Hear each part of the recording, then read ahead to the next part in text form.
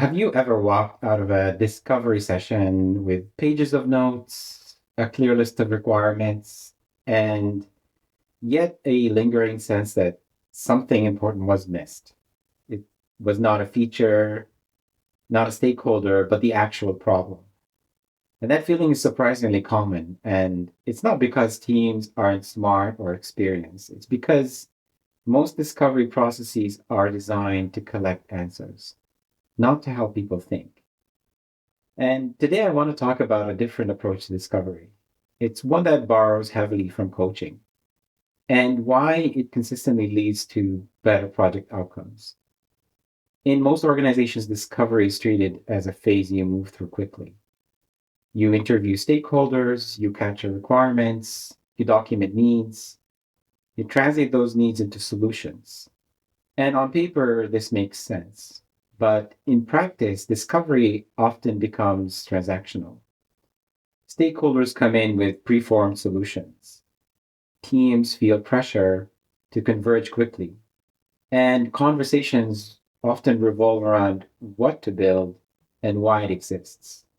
So you hear phrases like, we need a dashboard, we need automation, we need AI. And those statements are rarely wrong, but they're also rarely complete. They're expressions of frustrations, pressure, or unmet goals, not root causes. And one of the biggest failures in discovery is premature solutioning. People don't do this because they're careless. They do it because they're trying to be helpful. When someone says, we need a dashboard, what they're really saying might be, I don't trust the data that I'm getting, or I'm reacting too late to problems, or I don't understand what's driving performance. But traditional discovery methods often lock that first statement in as truth. And once that happens, everything downstream, design, architecture, development, is built on a shallow understanding. And this is where coaching principles can change everything. A coaching based approach to discovery reframes the role of the facilitator. You're no longer there just to capture requirements, you're there to help people clarify their own thinking. So instead of asking, what do you want built? You ask, what's hard about this today? What does this problem, or when does this problem show up? What happens if it stays unsolved? Why does this matter now? And these aren't trick questions. They're reflective questions. They slow down the conversation, and that's intentional. Coaching relies heavily on active listening, thoughtful pauses, and sometimes even silence. And silence is comfortable, or it can be uncomfortable in project settings. But silence creates a space for people to reconsider their assumptions, connect the dots, realize where misalignments exist. And techniques like the five whys aren't about drilling people, they're about peeling back layers.